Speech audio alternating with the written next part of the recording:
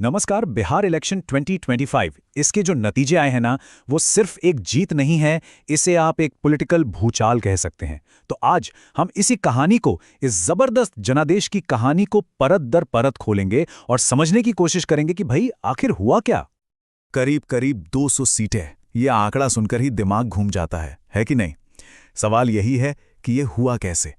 तो चलिए थोड़ा और गहराई में चलते हैं और पता लगाते हैं कि एनडीए ने इतना बड़ा, इतना जबरदस्त मैंडेट आखिर हासिल कैसे कर लिया। इसके पीछे की कहानी क्या है। अच्छा, तो इस पूरी पिक्चर को समझने के लिए हम क्या क्या देखने वाले हैं। सबसे पहले तो नतीजों पर एक नजर डालेंगे, फिर एनडीए का विनिंग फॉर्मूला क्या था उसे डिकोड करेंगे, विपक्ष से कहां चूक हुई इस पर भी बात होगी, और हां, वो डिसाइडिंग वोट कौन सा था जिसने पूरा खेल पलट दिया। और आखिर में इन सब के बाद बिहार की सियासत का अगला चैप्टर क्या होने वाला है। तो चलिए शुरू करते हैं पहले पॉइंट से, बिहार 2025 के नतीजों से। और एक बात साफ कर दूं, ये सिर्फ नंबर्स का खेल नहीं है। ये जो नतीजे हैं ना, ये बिहार के पॉलिटिकल मैप पर एक बहुत बड़े बदलाव की तरफ इशारा कर रहे हैं। देखिए, एनडीए को जो ये मैंडेट मिला है वो एकदम क्लियर है, एक तरफा। मतलब एक स्थिर सरकार की नींव तो पड़ गई, पर असली सवाल तो अब शुरू होता है कि जीत का ये जो किला खड़ा हुआ है, इसकी बुनियाद में कौन सी रणनीतियां थीं। तो आइए अब आते हैं इस पूरे विश्लेषण के सबसे इंटरेस्टिंग पार्ट पर। एनडीए का वो विनिंग फॉर्मूला आखिर था क्या? वो कौन सी स्ट्रैटेजी थी जिसने इस लैंडस्लाइड विक्ट्री को हकीकत में बदल दिया? इस पूरे इलेक्शन की अगर कोई एक सबसे बड़ी कहानी है तो वो है एमई वोटर की। अब ये एमई क्या है? ये कोई पुराना कास्ट का समीकरण नहीं है, ये एक नया सोशल कोएलिशन है। एम से महिला और ई से ईबीसी, यानी एक्सट्रीमली बैकवर्ड क्लासेस या कहें अति पिछड़ा वर्ग। और सच पूछिए तो यही वो बुनियाद थी जिस पर एनडीए की जीत की पूरी इमारत खड़ी हुई। अच्छा, तो सवाल यह है कि एनडीए ने इस एमई वोट बैंक को अपने साथ जोड़ा कैसे? देखिए, इसके पीछे एक मल्टी लेयर्ड स्ट्रैटेजी थी। एक तो महिला रोजगार योजना जैसी वेलफेयर स्कीम्स थीं जिनसे महिलाओं को डायरेक्ट बेनिफिट मिला। दूसरा, जो शराबबंदी की पॉलिसी थी, उसने कहीं ना कहीं महिलाओं के बीच एक सिक्योरिटी की भावना पैदा की। फिर ईबीसीज, जो कि एक बहुत बड़ी आबादी है, उन तक खास इकोनॉमिक स्कीम्स पहुंचाई गईं। और इस सब के ऊपर एलजेपी और हैम जैसे जो सहयोगी दल थे, उन्होंने दलित वोटों को एक साथ लाने में, कंसोलिडेट करने में बहुत बड़ा रोल प्ले किया। और इस पूरी कहानी में नीतीश कुमार के सुशासन फैक्टर को बिल्कुल नहीं भूल सकते। वो एक बहुत मजबूत पिलर साबित हुआ। सोचिए, 74 की उम्र में भी उनका जमीन पर उतरकर कैंपेन करना, और उनकी जो एक इमेज है कि वो राज्य को एक स्टेबिलिटी दे सकते हैं, इस इमेज ने वोटरों के एक बहुत बड़े हिस्से को अट्रैक्ट किया।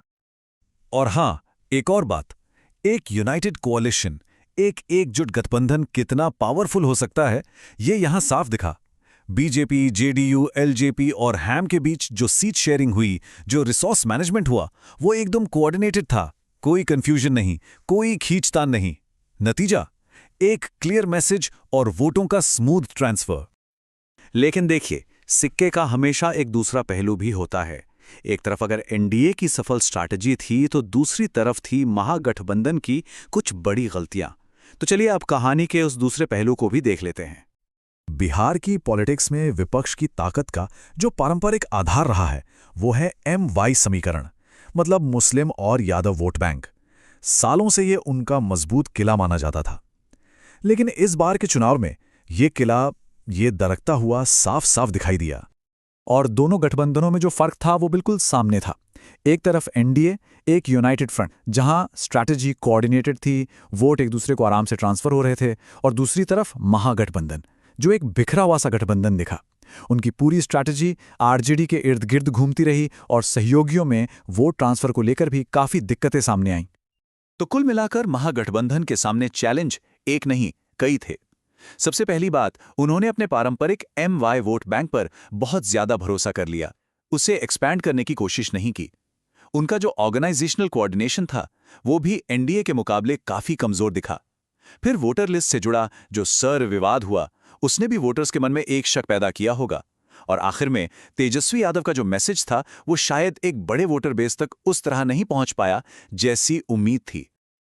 अच्छा, अब पार्टियों और नेताओं से थोड़ा हटकर बात करते हैं उन लोगों की जो सबसे ज्यादा इंपॉर्टेंट है, यानी वोटर्स। कौन थे वो लोग जो इतनी बड़ी संख्या में वोट डालने निकले, और उनके दिमाग में चल क्या रहा था? इस चुनाव में जो वोटर टर्नआउट रहा 67% से भी ज्यादा, ये कोई छोटा मोटा नंबर नहीं है, ये वाकई कमाल का है। ये दिखाता है कि लोगों की डेमोक्रेसी में कितनी गहरी दिलचस्पी है, कितना पार्टिसिपेशन है। और इस हाई टर्नआउट में सबसे बड़ा क्रेडिट जाता है महिला वोटर्स को। उनका पार्टिसिपेशन जबरदस्त था, बहुत ही ज्यादा। ये वही एम फैक्टर है जिसकी बात हम कर रहे थे, और इसी ने नतीजों पर एक डिसाइसिव, एक निर्णायक असर डाला। ये एक लाइन है जो शायद पूरे चुनाव का सार बता देती है।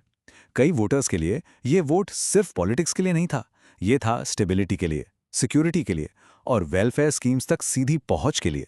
और एनडीए की जो स्ट्रैटेजी थी वो सीधे सीधे इन्हीं मुद्दों से जाकर जुड़ गई। चलिए अब इस पूरी बातचीत के आखिरी पड़ाव पर चलते हैं और थोड़ा आगे की सोचते हैं। इन नतीजों का बिहार की पॉलिटिक्स के लिए, उसके भविष्य के लिए मतलब क्या है? मोटे तौर पर देखें तो इसके 4 बड़े इम्प्लीकेशंस हैं, 4 बड़े मतलब निकलते हैं। पहला, पॉलिटिकल स्टेबिलिटी। इतना बड़ा मैंडेट मिला है तो जाहिर है सरकार अपना एजेंडा लागू कर पाएगी। दूसरा, नीतीश कुमार की वापसी ने यह फिर से साबित कर दिया है कि सुशासन और वेलफेयर आज भी पॉलिटिक्स के सबसे पावरफुल मुद्दे हैं। तीसरा, वोट बैंक में एक बड़ा रीअलाइनमेंट दिख रहा है। एनडीए ने न सिर्फ ईबीसी और महिलाओं बल्कि माइनॉरिटी वोटर्स में भी सेंध लगाई है। और चौथा, अपोजिशन के लिए एक बहुत क्लियर मैसेज है कि भाई अब अपनी स्ट्रैटेजी को नए सिरे से सोचने का वक्त आ गया है। तो अगर इस पूरे विश्लेषण को एक लाइन में समेटना हो तो वो ये है, ये एक ऐसी जीत है जिसकी बुनियाद एक नए सोशल कोएलिशन और स्टेबल गवर्नेंस के एक बहुत मजबूत मैसेज पर रखी गई थी।